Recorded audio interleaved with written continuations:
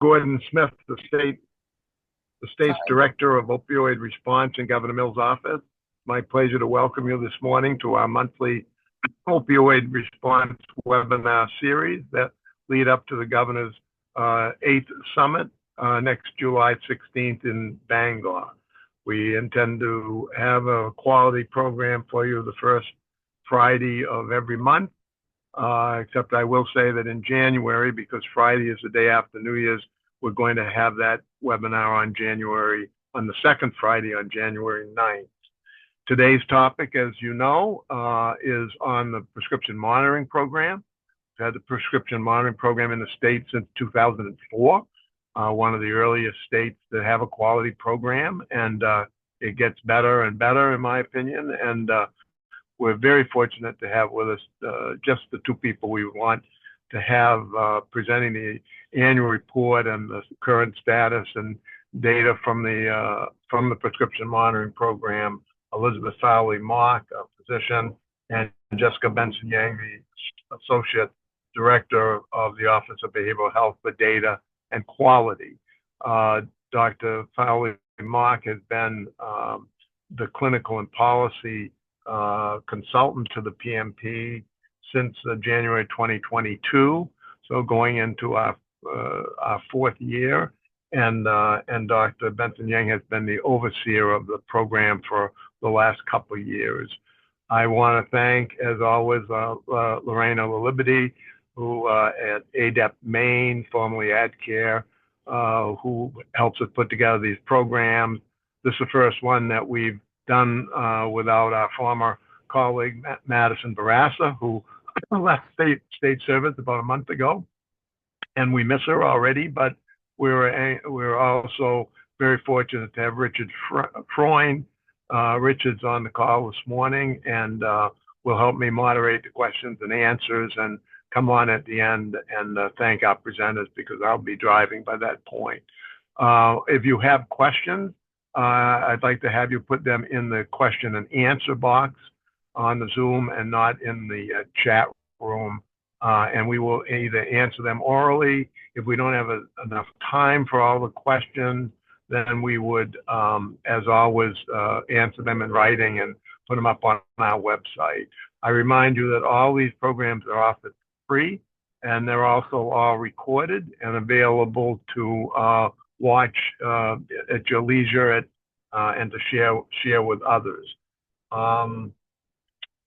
Our program on December 5th will feature the CCBHC integration of substance use disorder treatment into the community health, into those health centers. And the presentation, I think, is going to be from Community Health and Counseling Services in Bangor. So again, that will be the program in December 5th. And then in January, on January 9th, we're going to have another presentation by our former colleague, Roland Robinson, who is still on his Andrew Weil Foundation fellowship now in Brazil, in South America. And he'll talk to us about drug policy in South America, and I will moderate that discussion with Roland. So I think those are all the announcements I wanted to make. And again, really appreciate you all being with us. You're such a loyal group. And I'm going to turn it over to Dr. Jessica Benson-Yang, who will start us off, and then be followed by Dr. Elisabeth Fowlie Mock.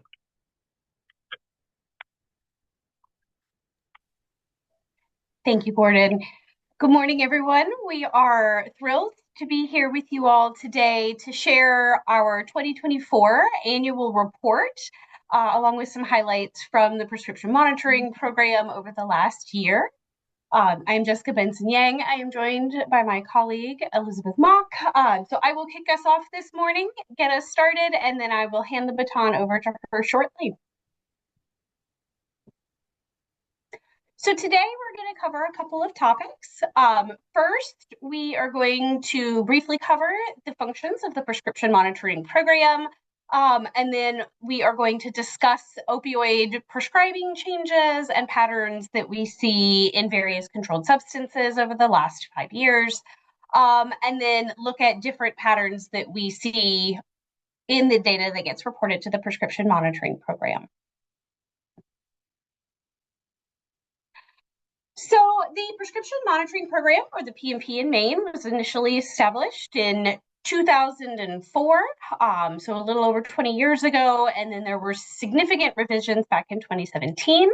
The system is one that is used by healthcare professionals, pharmacists and pharmacy staff, and veterinarians statewide.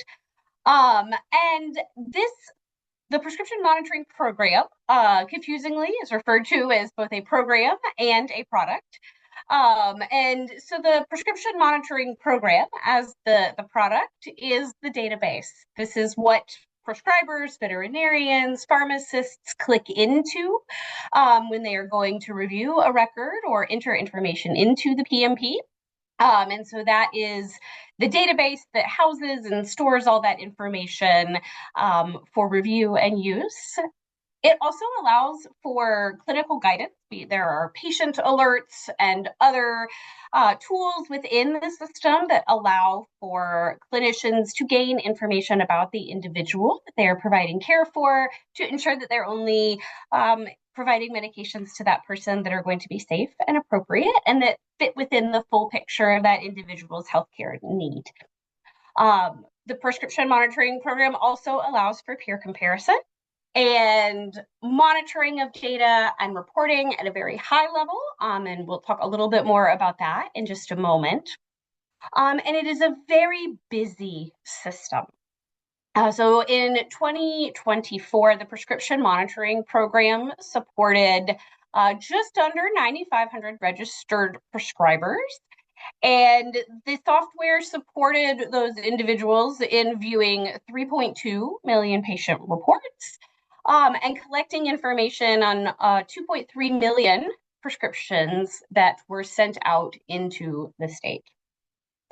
So now we'll take a quick dive into the functions of the PMP. So the first function, like we discussed, is the database itself. And so this information is generated when pharmacies sell controlled substances to the individual when they go to pick up their prescription. And that information is then pulled into the database where it is cleaned, stored, organized, and maintained for our statutorily required window of time for all controlled substances in Schedules 2 through 5. 5 was added recently. And thankfully, many healthcare organizations and pharmacies are able to integrate this system directly into theirs. So whether that's an electronic health record or a retail point of sale system, the prescription monitoring program database does tend to interface well with other types of technology, making it easy to use and accessible for as many folks as possible. That clinical tool feature really does help to generate pertinent information at the patient level. For example, if that individual is on high-dose opioids or might be taking, or you may potentially be considering, a combination of medications that might put them at an increased risk for side effects or consequences. And it also allows for a decrease in misuse or diversionary behaviors because everybody has access to the same information. This puts all the prescribers on the same playing field so that they are fully informed about which prescriptions an individual has received, from whom and when, how much, all of that great information.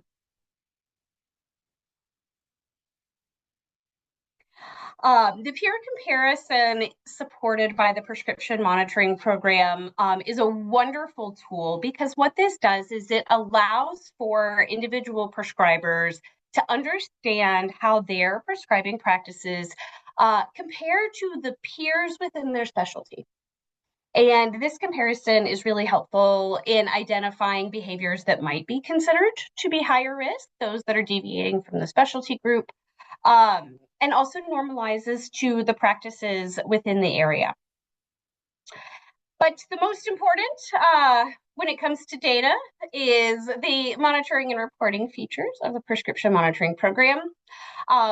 Because we are able to get this information daily, we get routine feeds daily from all of the retail pharmacies, and that enables us to gather a lot of information at a really consistent pace. And that gives us a really nice longitudinal view of trends, whether that's at the county or state level, so that we can identify potential areas of concern, opportunities for support, or areas of need.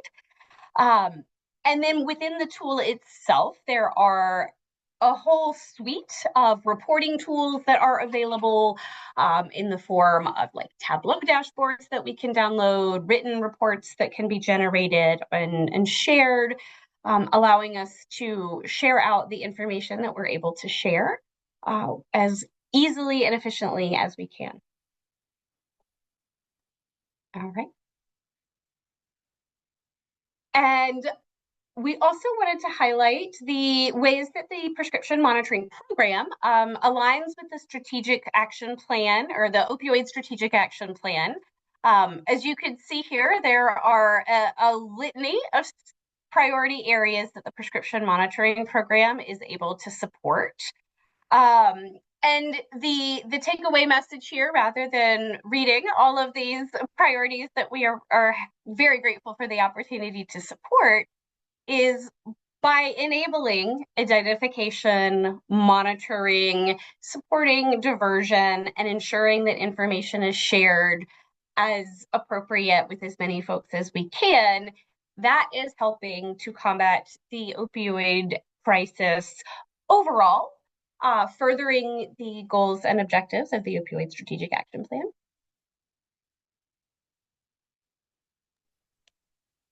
And now I will hand it over to Dr. Mock to tell us more about national opioid trends. Good morning, everyone. I'm going to give us a little bit of background information from a national picture so we can see how Maine fits in with other states and national trends.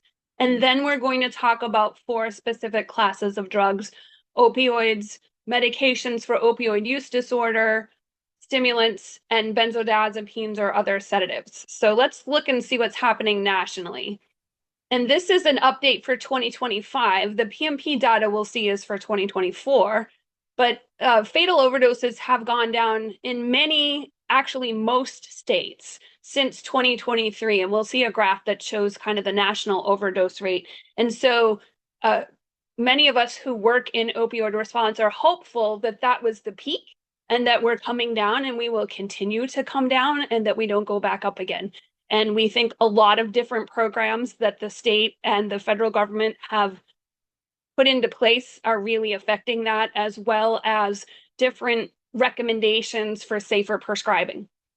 We know that since 2015, opioid prescribing nationally has decreased 50%, and that's also true in Maine. We'll see that. I think it's really important to remember here to look back to the year 2000. 2000 is sort of the beginning of the opioid crisis. That was just after 2 new long-acting opioid products were released onto the market, and they were heavily, heavily marketed as being very low risk of side effects, and very low risk of addiction. We learned pretty quickly in the 2000s that all of that was not true, and that really put patients at risk. So between 2000 and 2013 actually, opioid prescribing quadrupled. It went up 4 times. And so then since 2015, we've seen that things have gone back down about 50%. So the point there is that in 2025, we're still prescribing twice as many opioids as we were in 2000, the year I graduated from residency. So it looks like the decline has been really significant, but we have to remember, where did we start 25 years ago? And then we'll talk at the end a little bit about stimulants. Stimulant prescribing is on the upswing. So stimulants are maybe a decade or 2 behind opioids in terms of their utilization patterns. And I just wanted to talk about what are controlled substance medications. All controlled substance medications are psychoactive substances. And what does that mean? That's a bunch of gobbledygook it's a drug or something else. So it can be a prescription drug, or it could be a street drug or another substance that affects how the brain works. All controlled substance medications and street drugs work on the brain by causing dopamine release. They have different effects. Some increase your attention, some increase your heart rate, some make you sleepy and slow down your breathing, but they all cause an effect in the central part of the brain. And they can cause these changes in mood, awareness, thoughts, feelings, or behavior. So they all have these effects. And that's why controlled substance medications are all considered to be relatively high risk medications, because they work in the brain, they have lots of side effects, and they can have a risk for addiction. So here are the waves of opioid overdoses. And this graphic was made by the CDC. And people talk about the different sort of the history of opioid overdose. So back in 2000, when I graduated residency, we saw this rise in prescription opioids, a quadrupling over 12, 13 years. And in many states, and then nationally, we saw a rise in opioid-related overdose deaths, directly related to that opioid prescription. Then, as we realized that the prescriptions were more dangerous than we thought, and there was a great market out there and some really smart business people who came in from different organizations and began selling heroin and made it really inexpensive and convenient, we saw the second wave, which was the increase in heroin-related deaths. As opioid prescribing started to decrease, heroin use started to increase. And then pretty quickly, the very smart business people figured out, and I say that a little tongue-in-cheek, figured out that, heroin comes from a poppy, which is a plant, and you have to cultivate it and grow it, and farming and weather. They figured out that they could make a thing called fentanyl in a lab, cheaper, faster, and more reliably. And you need a much smaller quantity of fentanyl to be able to give someone a desired effect. So very quickly, I would say, heroin shifted to fentanyl, which is the purple line, and that went up. And then we saw in about 2022, 2023 that overdose deaths started going down, and there's lots of reasons for that, but that trend continues to come down. And what we see now in the 2020s is this polysubstance use, where if you get street drugs, they frequently are absolutely not pure. Like if you're buying fentanyl on the street, it's not just fentanyl. It has things called xylazine. It has things called metamidine in it. It has all kinds of things in it, and it's not just fentanyl. And so people who are dying these days, and historically too, almost never die with one thing in their system. They die with many things in their system. And I would point out that the opioid prescribing started to decrease in about 2015, and the overdoses were still going up related to fentanyl use. But now, 10 years later, now that opioid prescribing has decreasing, and there's less opioids in our medicine cabinets, and there's less young people being exposed to opioids, we're finally starting to see that overdose curve start to change. And I think the relationship between decreased prescribing and overdoses and substance use disorder, it took a while, but I think that there is most likely an effect in addition to all the other effects. So here's what we know nationally. And this is from SAMHSA, and this is a survey that had been done every year to talk to people and to estimate lots of different aspects of both mental health and addiction for the country. And so these are the 2024 numbers. And we can see that in the past month, people in America reported using these substances. And I didn't want to neglect to talk about alcohol. Of course, it is legal, but it is also the most frequently used and misused substance available to people. And there are more and more links between alcohol and cancer and alcohol and dementia and all kinds of things. So I mention it, but then we go on to other things. Below that, you see tobacco and nicotine, and then marijuana is quickly catching up to tobacco products. And then we get down to the substances that less people use, but are particularly interesting to us who think about prescription drugs. So hallucinogens, those are things like magic mushrooms, psilocybin. There are no legal psilocybin products yet. Things like illicitly used ketamine, things that people can hallucinate or changes their mind. Right below that, we still see prescription pain reliever misuse. Not all misuse is addiction, but misuse is when you use a drug for a reason other than what it was prescribed, or in a person other than it was prescribed, or at a dose or a method other than prescribed. So it's a pretty broad category. And then down below prescription pain relievers, we see cocaine. And then right behind that, prescription tranquilizers or sedative misuse, which is benzodiazepines.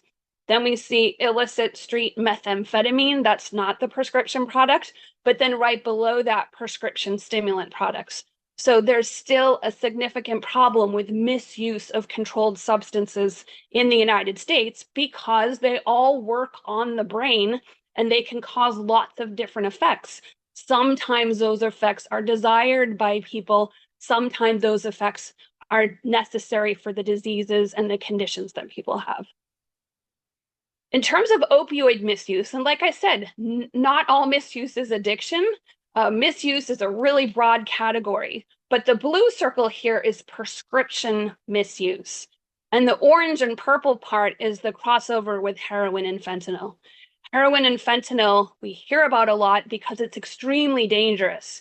Any type of counterfeit pill or street drug has the risk of being available in a lethal quantity, and certainly opioid use disorder is a very lethal disease.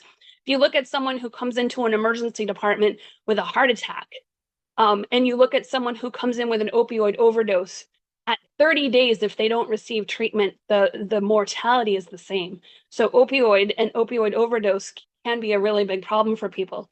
But it's the tip of the iceberg in terms of even now in 2024, with only 50% as much opioid available as at the height of the epidemic, there's still a lot of misuse going on. And then, so when people misuse opioids, where are they getting them from? And I think this slide's a little bit too busy, but I didn't want to completely change Sam's slide, so I circled the parts that are important. The blue piece of the pie is people who got a prescription from a healthcare provider or a prescriber. And in fact, almost all of that is a prescription from one single doctor, nurse practitioner, or PA that they go to see every single month, and they continue to get a prescription. So those are at risk of being misused. Certainly it's a small percentage of patients, but everyone who is on those medications is at risk. The orange part of the circle is where people get, buy, or take from a friend or relative. This is our community medicine cabinets. This is why things like drug take-back days and drug disposal programs are so important. In many pharmacies in Maine now, they have a green box where you can take your prescriptions when you're done with them and have them destroyed safely. Many police departments offer that, and twice a year, just a couple weeks ago, the DEA will collect drugs in your community and safely dispose of them. And drug dealers are a part of this, but 7% of people who are misusing prescription pain medications are getting them from a drug dealer. That means that 92 to 93% are not getting them from a drug dealer. And then, of course, there's the other in the purple.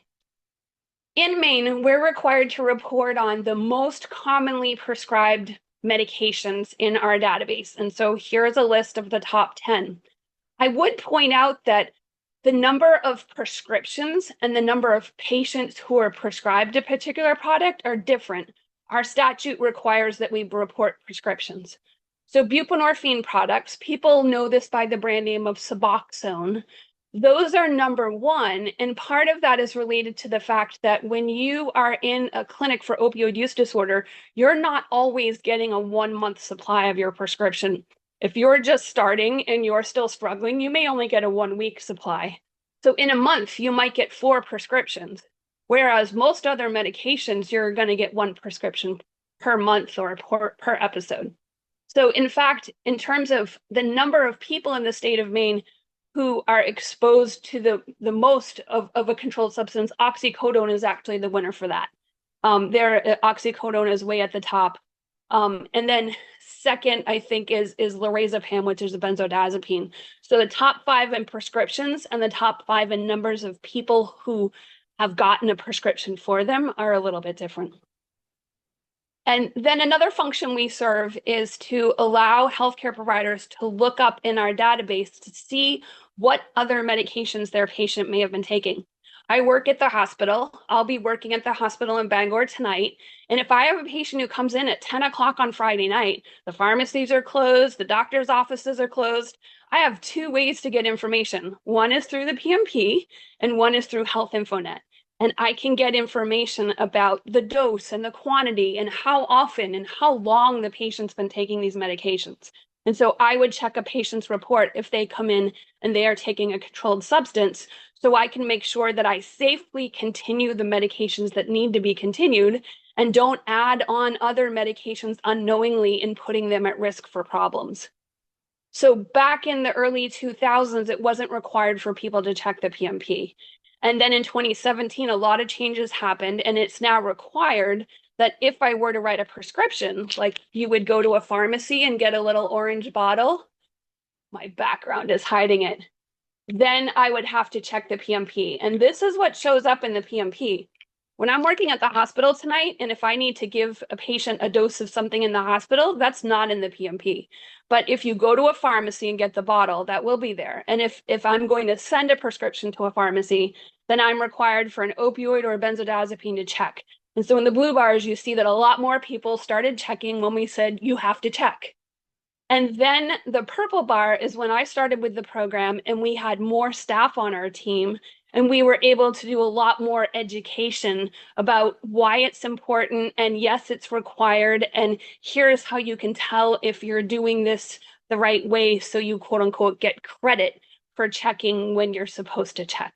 And that's an ongoing program that we're still working with prescribers to get their numbers even closer to 100% of the time when they're supposed to be checking. And then the last thing we do is talk to other states. This is really important now that we have telemedicine and telehealth, because prescribers in other states can be in that other state. They can get a license in Maine and they can take care of a patient in Maine, and the prescription comes to a patient in Maine. And likewise, we know a lot of Mainers, they're like getting ready to head south maybe for the winter and go to someplace a little bit warmer, and they might be getting healthcare in other states that are a little bit warmer. And that way our database can talk to other states' database and be connected so that we can have a better idea of prescriptions that people are having and what are their risks for having problems. And then the dark blue is where we're connected, and the light blue is places we're not connected yet. So we're doing really well on the East Coast and sort of the eastern half of the country. So now I will talk about opioids just a bit. This is from the Veterans Administration, so it's available to the public. And it's just a pictograph that talks about potential risks of opioids. Certainly feeling tired or drowsy. The second one is really important, worsening pain. And that sounds absolutely crazy. That if I take an opioid, which is a quote unquote painkiller, how on earth could I have worsening pain? Well, it turns out that if you take opioids for a long time, and especially at high doses, it actually teaches your body's receptors to multiply and to feel pain more acutely. So this is it's a scientific term called opioid-induced hyperalgesia, but it basically, the medication makes your body have worse of the condition that you're trying to treat in the first place. So many patients in Maine who have had new pain management programs and are on lower doses or no opioids have found that their pain is the same or better. And then there's lots of other potential risks, but we don't have time for all of them. But I do like the pictures. So like I said, the doses in Maine have gone down just like the rest of the country. We track back 5 years of live data and a couple years beyond that with our cumulative data.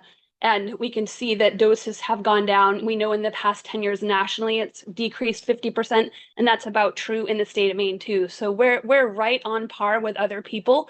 We're not doing things differently or better or worse than other places. And then looking at high dose prescribing, and the state of Maine has determined this to be 100 MME is just a standardized dose of opioids. Other states have picked 90. It really doesn't matter if you use 90 or 100. They're pretty close to each other. We know that people who are on higher than that dose are at significantly higher risk of both side effects and unintentional death. And so we look at the numbers of people who are on these higher doses. And with better attention to pain management plans over the past 6, 8, 10 years, less people are taking these medications. There may be some patients who are in a completely different situation, like people with end-stage cancer or people in hospice. And those are patients we don't worry about. If a hospice doctor is giving a patient who has less than 6 months of life a very high dose of opioid, that's not going to hurt that patient necessarily. It's going to potentially help their condition.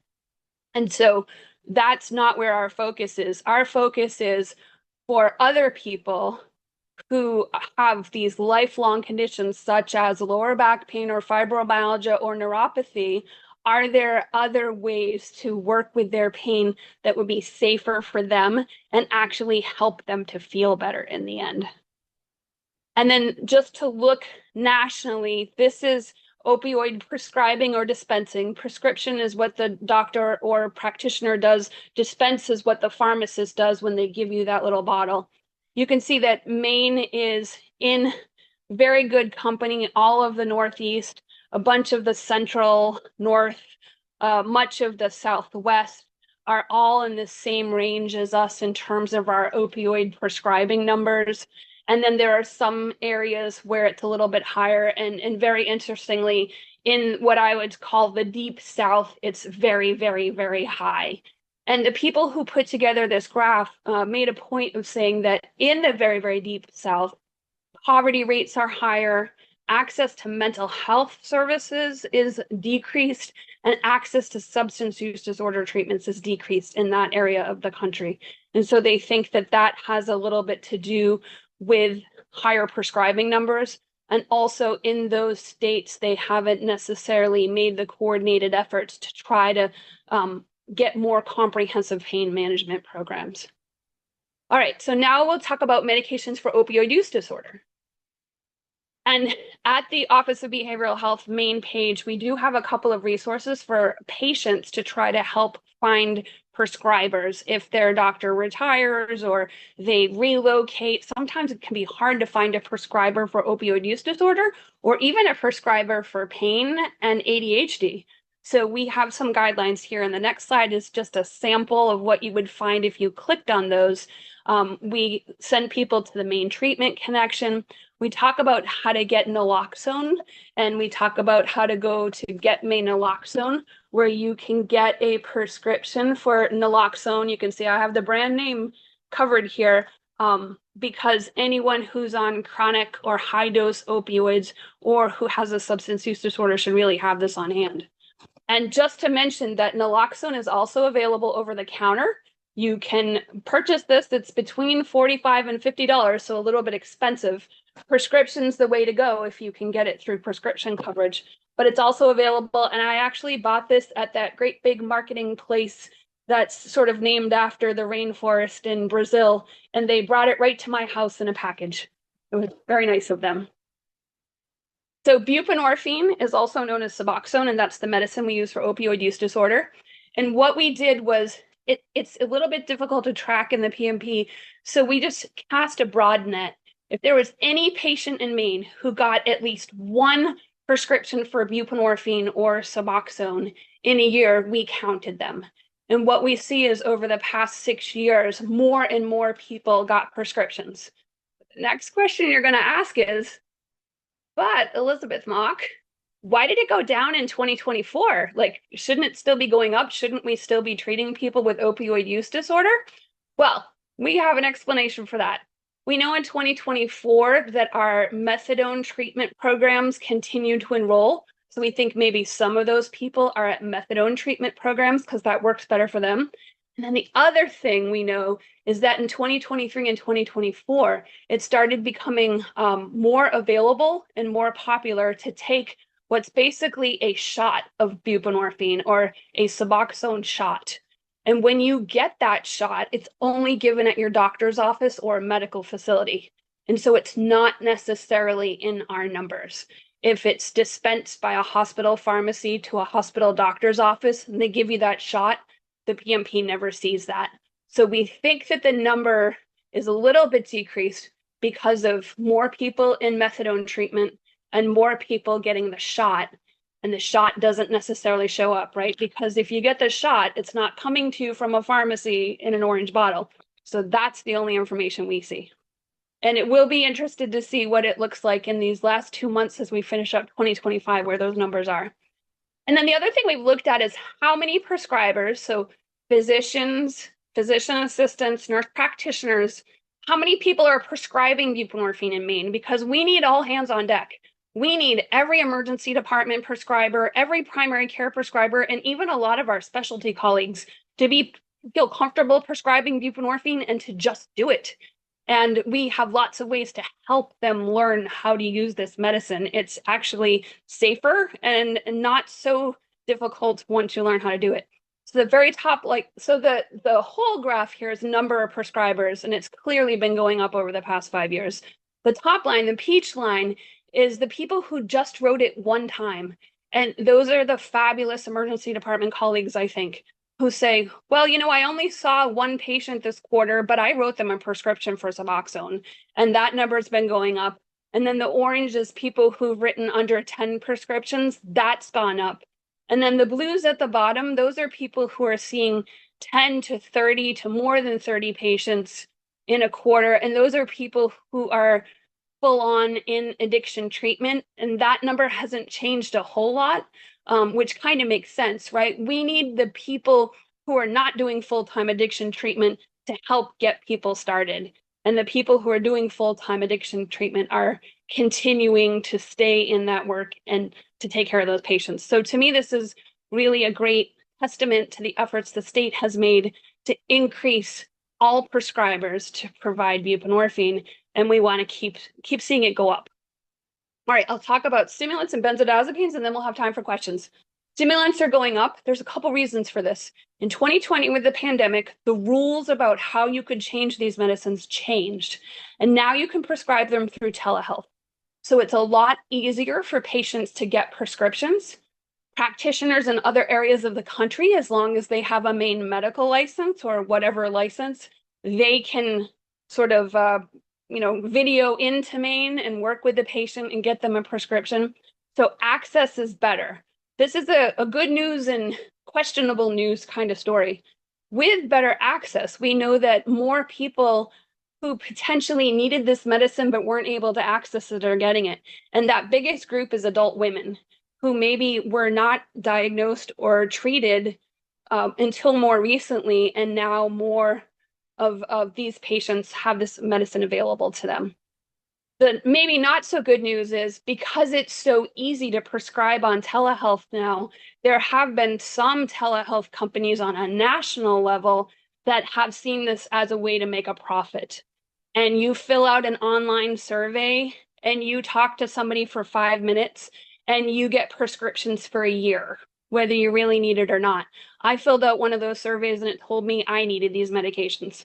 I don't take these medications currently, but I found it a little questionable. The psychiatrist I was working with filled it out and it told him he needed those medications too. So we do want to make sure there's good access for people who are properly diagnosed and treated, but we also have to be really careful to be monitoring people who are in this just for the money. And prescription stimulant misuse is relatively uncommon. And to me, I was happy to see this green line, who is young adults. We think about stimulant misuse, particularly on college campuses, and that is definitely a problem. But it looks like from this survey that it's starting to go down. So maybe young people are realizing that there are alternatives and there are also dangers to trying to get even prescription stimulants, because you never know if it's a counterfeit drug or a real drug. And then when we talk about stimulants, there's two forms of street drugs of stimulants and then prescription stimulants, and they kind of all interplay. And this graph was really confusing with all these lines, so I cut that out.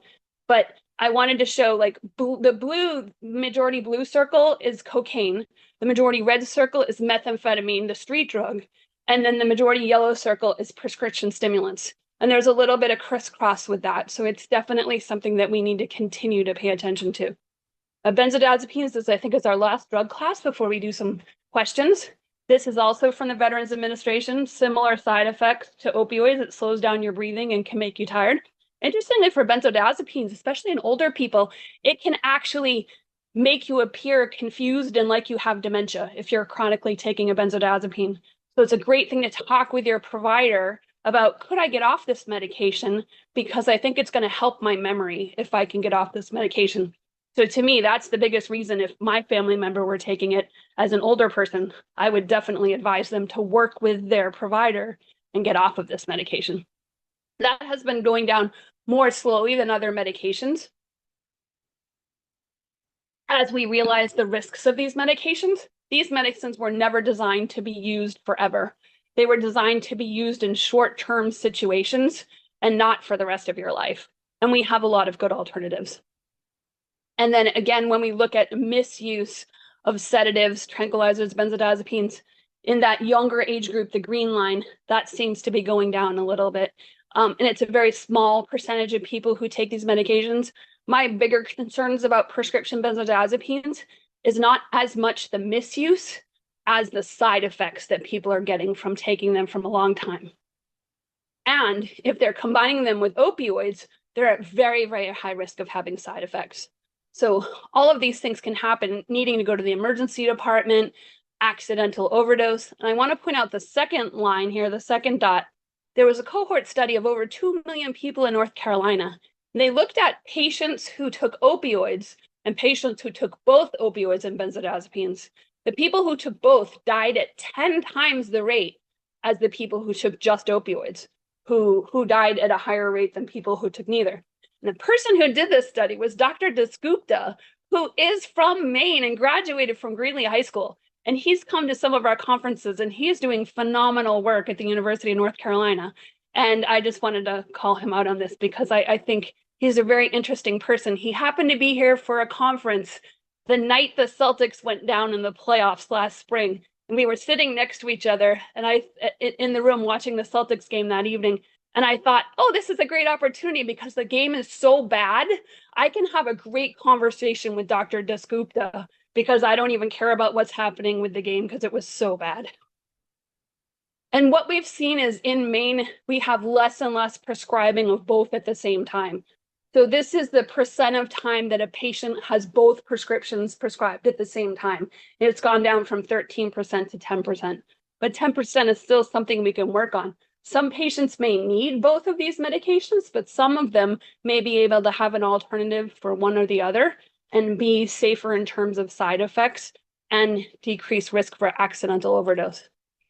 We have lots and lots of things going on to try to work with our prescribers in the state of Maine so that they can understand the new clinical practice guidelines about opioid prescribing, about benzodiazepine prescribing, and like I said, getting all hands on deck with the 1,000 Lives campaign. So here's our information. We're going to go back to the team and try to do some questions. We have lots of references for you here that we will provide, and I will stop sharing.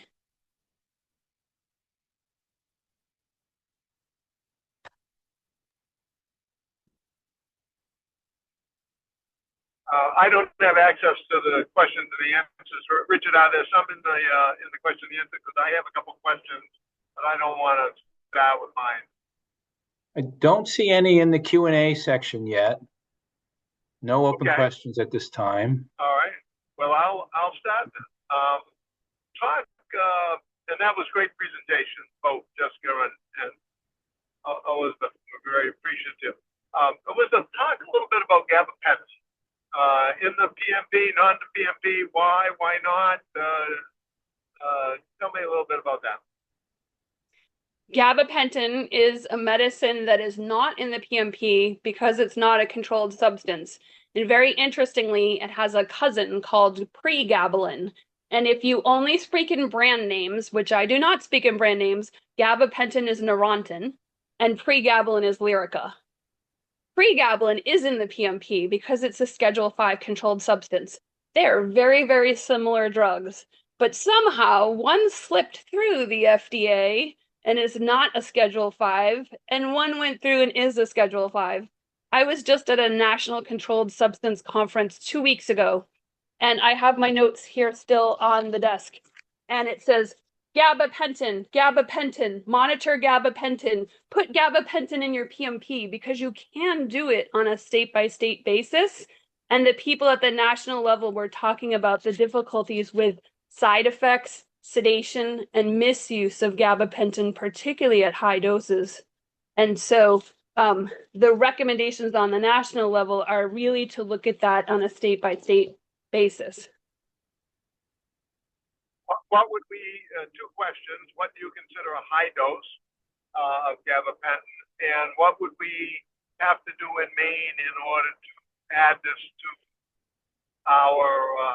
add it to PMP? So a high dose, and I'm going to go off a lecture that I saw. There have been a lot of lectures about gabapentin and other medications at the Maine SUD learning community. And one in particular was by Noah Nesson, and there have been several others by pharmacists who are amazingly smart.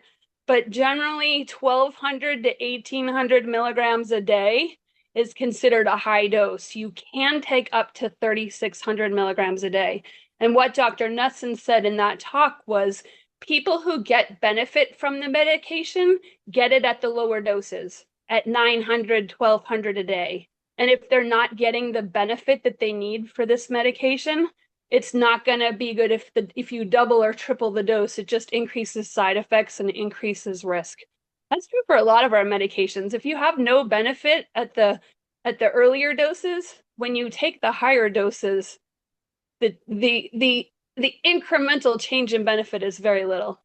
And so to answer your second question, Gordon, of course, this would require legislation. It would require working with a number of different stakeholders, both within and outside the state, and working with our prescriber colleagues and our pharmacist colleagues to try to understand, if we followed some of these national best thinkers' advice, how would it cause more administrative burden? Would it cause more difficulty for access to patients? What are the potential pitfalls or unintended consequences? So we'd really need to thoroughly think about that before we proceeded. We do have a question now in the Q&A from Casey. What are your biggest concerns around the increase in stimulant prescriptions? So I think the biggest concern is, like I was saying, some less than scrupulous individuals and companies, and some of them have been stopped, have seen this as an opportunity to profit and to give lots and lots of people prescriptions for this medicine who don't actually need it, just so they can make a buck. And so that's my concern of sorting through, is this good medical care? If you fill out an online survey, which actually the Maine Board of Licensure says does not constitute medical care, and you get a prescription, that's not good medical care and actually isn't authorized in the state of Maine.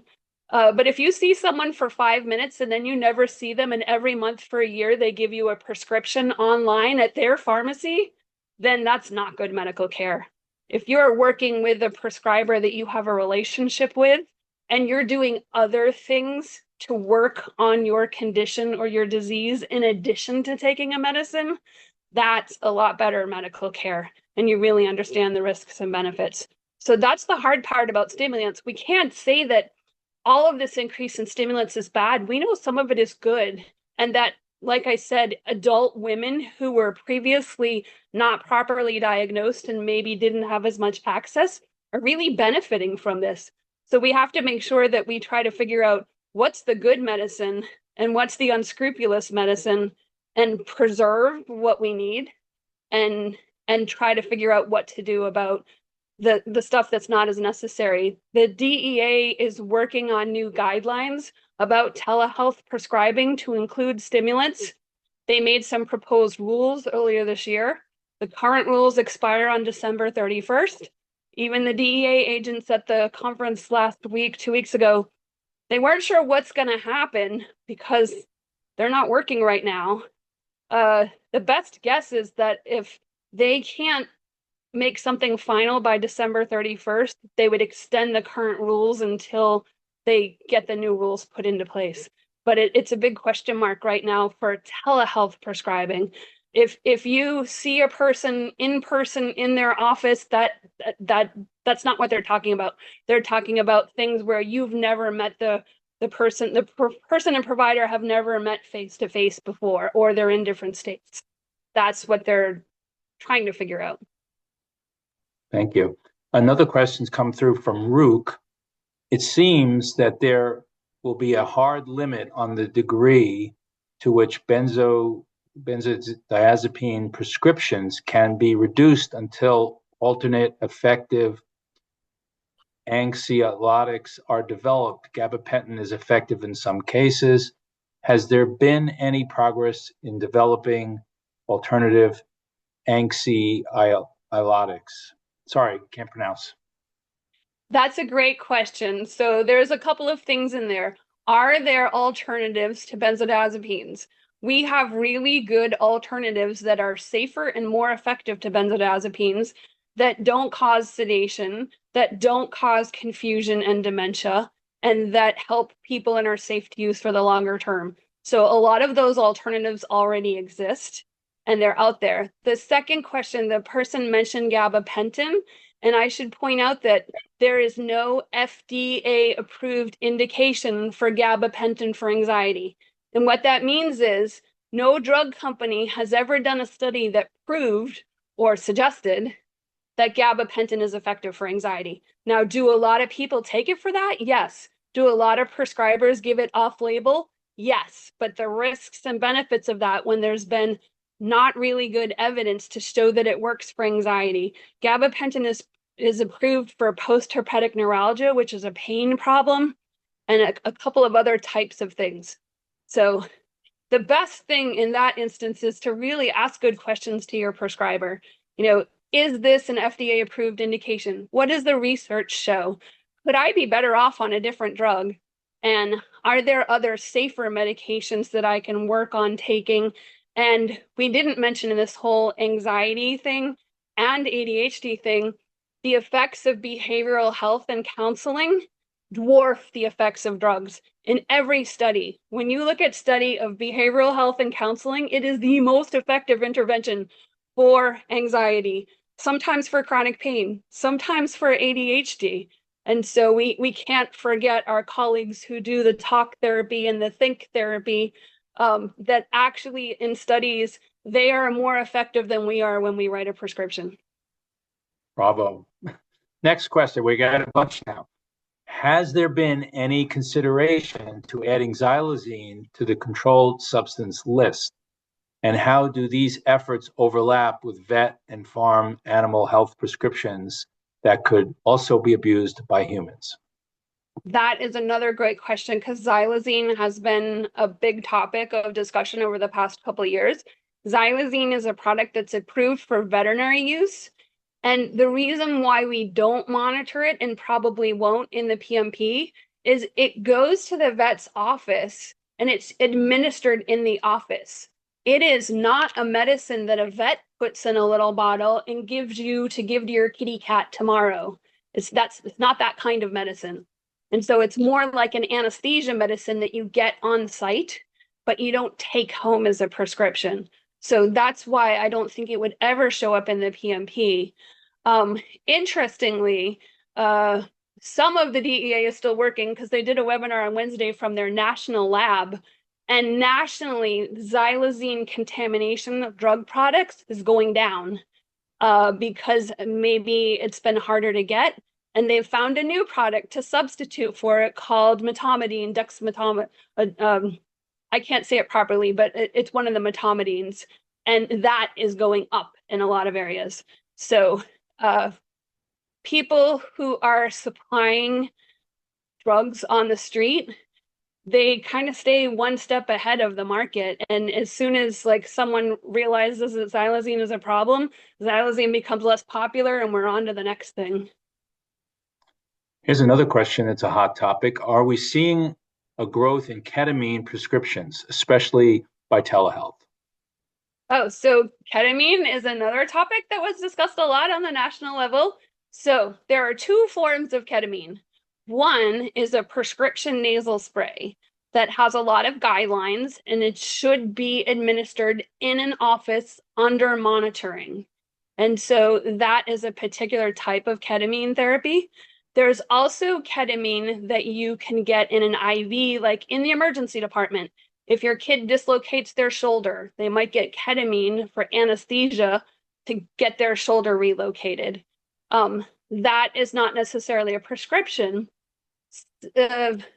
Some places are using that form of ketamine in a compounded fashion, which means they change the drug at the pharmacy, which is not FDA approved, and using it for all kinds of things. And so that's an interesting question. Is there good research behind it? Does it show that it works? Are these people only accepting payment in cash to get that prescription and won't take any other form of payment? Because that could be a little concerning. If there's a highly effective medication, but no one will give it to me unless I pay them cash money, that says something about that person's motivation for providing that prescription that no one else is willing to prescribe. Here's another question I've read several articles on as well. Is 7-OH kratom becoming an issue and or on your radar?